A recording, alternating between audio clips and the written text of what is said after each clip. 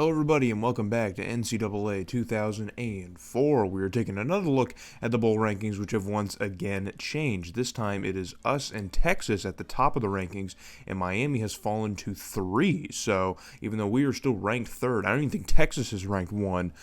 There is a chance, there you can see Texas ranked 2.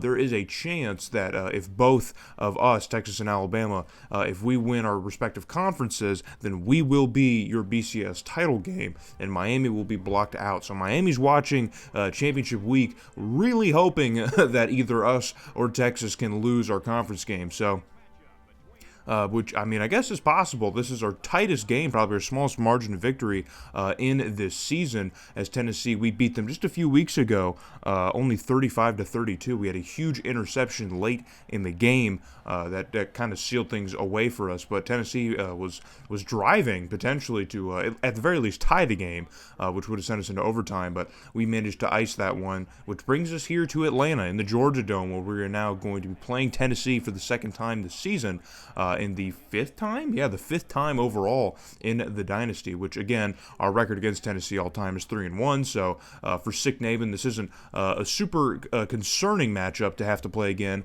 in the SEC title game.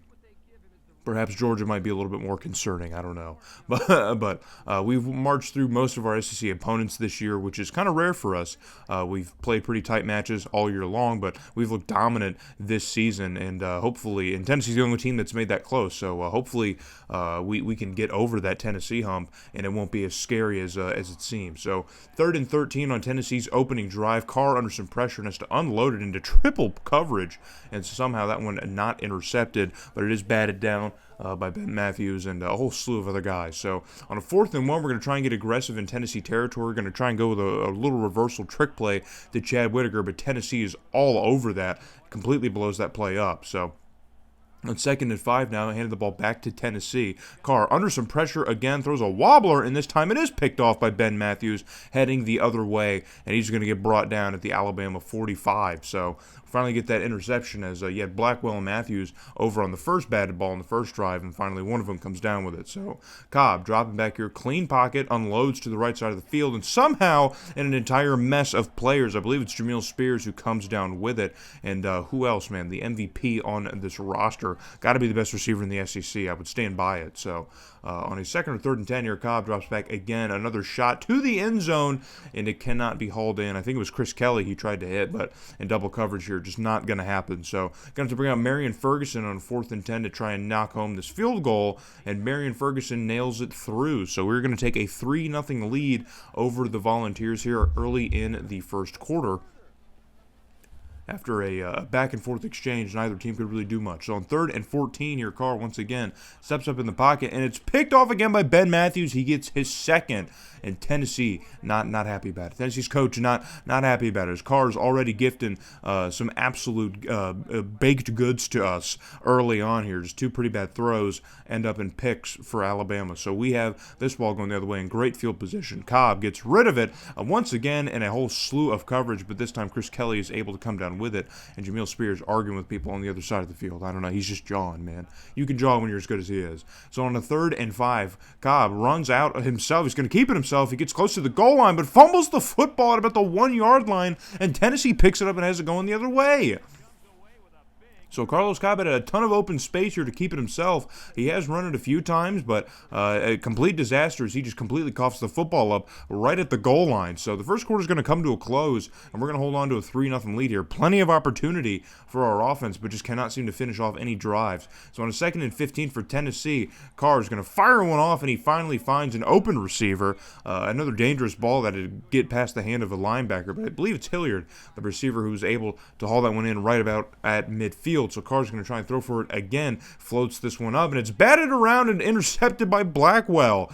And so again, just a whole mess of coverage. Carr just cannot seem to avoid throwing it into double, triple coverage. I don't know how on earth he keeps managing to do that, but we have the ball right around midfield on a 3rd and 2. Cobb throws a diving ball It's a diving catch from Whitaker. Amazing that he even made that catch. And there you see at the bottom line, Texas did win the Big 12. So if we can do our job, then we will be heading to the BCS title game. So on a third down, Cobb unloads it across the middle of the field, and it just, I don't even know what that was. Sean Watts, the tight end, was completely blanketed in coverage. There's about 4 guys around him. So we're going to bring out Marion Ferguson again to try and knock home another field goal on a 4th and 10. This one a little bit longer. And it is no good as Marion Ferguson, the junior, who we've seen be pretty good from distance. I feel like he's gotten better over the course of the season from distance. He cannot manage to nail this one through. And I mean, it is a bit long of a field goal, but we are in a dome. There's no elements to worry about, no crosswinds or anything. And he just pushes that one wide right. So Marion Ferguson with a pretty big miss here. The lead stays at 3-0. And on a 3rd and 11, Carr finally helping Tennessee's offense break through. And you'll see you'll see the pass breakdown with 114 yards to Carr. He's got 5 completions, and 3 of those he has 3 other interceptions. So that's how he's doing. So I wouldn't be tricked by the numbers here. But Tennessee going to go with the ground game for the first time today, it feels. And Anderson's going to get a huge first down for Tennessee. So on a 1st and goal here, Carr's going to drop back. Pressure off the edge. He avoids it, steps up, and makes a throw to the end zone, and it is caught. And so Tennessee, after all this back and forth here, all these close opportunities, finally is going to take a lead, as our offense has been unable to finish much of anything on that side of the ball, and our defense has bent so much and not broken until that point there. So now we really have to get back into it. Cobb, under some pressure, steps out and makes a throw on the run, somehow avoids the hands of that DB, and it is hauled in and caught. So on a 1st and 10 now, flipping the field, and it's Jamil Spears running across the middle. He's going to haul this one in. We're going to try and conserve some time as there's 33 seconds, trying to get into the end zone. Pressure off the edge, Cobb avoids it and steps up and nearly throws an interception here, and that one is batted down safely. So it's going to bring up 3rd and 1 here with just 29 seconds left to go in the first half. Cobb dropping back here. Tennessee sending a blitz, but Cobb avoids and fires off and finds the fullback, I believe, behind number 15. I believe it's Nick Allen from last year who manages to haul that one in. And he's going to get himself checked in the very last possible moment he could in this season here in the SEC Championship. But he does get us, at least in the end zone, gets us another 7 points. So 10-7, we do regain the lead here late in the first half, but a little bit concerning that it's taken this long. So we do have the football again here deep in Tennessee territory in the second half. And on a 3rd and short, Cobb's going to dump this one off, I believe, to Jamil Spears again, or I think it was Garland. It was Garland who managed to catch it, and he's going to be marked short. So on a 4th and inch, you're going to bring out Marion Ferguson again, and he misses again. The junior kicker, who again I think has been one of the best aspects of our team throughout this season. He's been very, very good this year. Is having an absolute disaster game here in the SEC Championship. So that is 6 points now we are leaving off the board, courtesy of Marion Ferguson's leg. So got to finish on offense because it doesn't seem like relying on the kicking game is going to be an option for us. So on a 3rd and long, Carr just throwing up a desperation ball, and it's going to be picked off by Leon.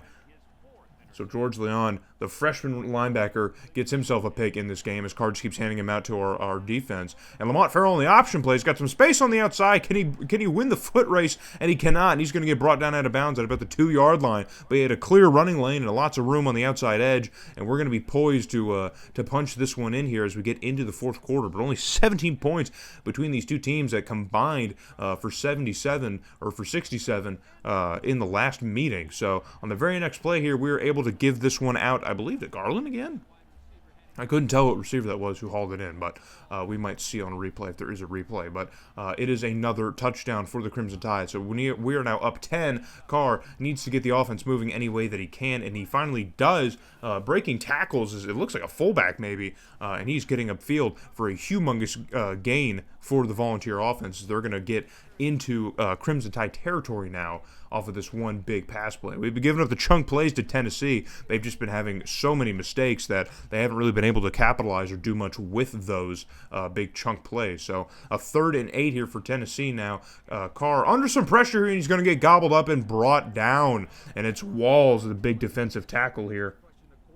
Jeremy Walls, the junior, manages to get to the quarterback. So, but it's 4th and 14 as it is the fourth quarter. Tennessee cannot afford to just punt it away or even try a long field goal. So they're going to go for it on 4th down, and it's a check down from Carr, and it's getting absolutely nowhere near the first down sticks. So Tennessee's going to turn this one over on downs, and it's not victory formation. There's still plenty of time. If we could get a good insurance score, then things might be good here.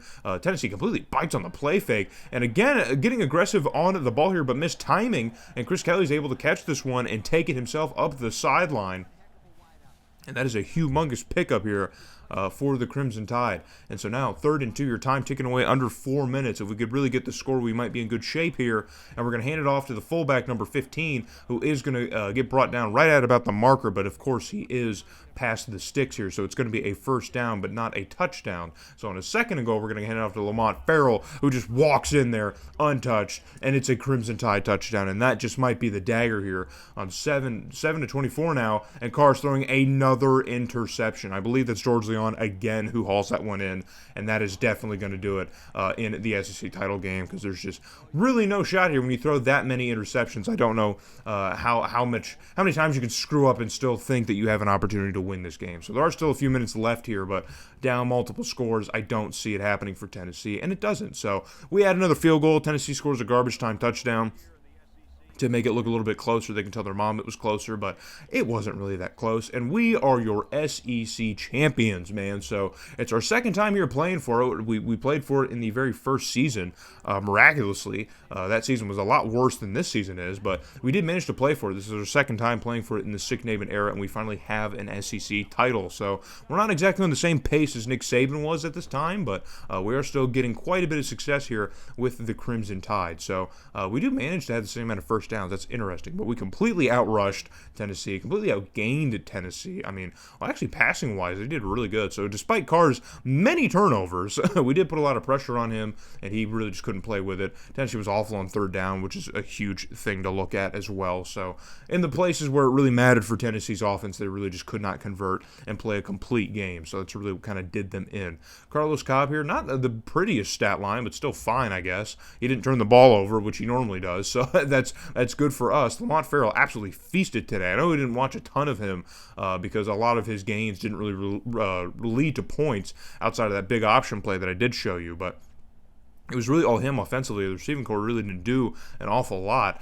Ben Matthews with 2 interceptions. We got a few guys with a couple interceptions here, or just interceptions in general. And then Marion Ferguson has himself a disaster game, man. Really struggles. We got to clean that up. So Stephen Collins, a strong safety, wins a Jim Thorpe Award for his efforts this year. So that's pretty awesome. Probably going to get quite a few All-Americans this year as well. But we have some award winners. So we do get a Jim Thorpe Award winner. We also get Jamil Spears winning the Receiver of the Year. I said he was the best receiver in the SEC, and I think it's not a stretch to say that he's the best receiver in college football.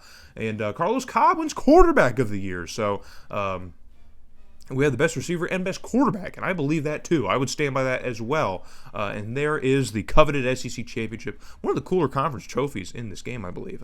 It's such a cool trophy. I really like it. I don't know if it's a generic one that they use for all of them. I'm not sure. But despite all those player awards, no Heisman votes. None. Just 0 Heisman votes. I don't even know how that I don't know. 0 Heisman votes between Jamil Spears and Carlos Cobb, neither. But we do get the invite to play in the Fiesta Bowl. It doesn't say it on the screen, but this is the BCS title game. Number 3 and number 2. So the computer does not pick number 1 Miami. It overlooks them in place of number 2 Texas and number 3 Alabama. So we're going to get our first shot to play for a national title here. Again, not the same pace as Nick Saban here, but we still have time to match his numbers if we can at least win this one, win the first one, and never lose another one. So hope to see you guys in Arizona when we play the Fiesta Bowl against Texas for our first chance at a natty.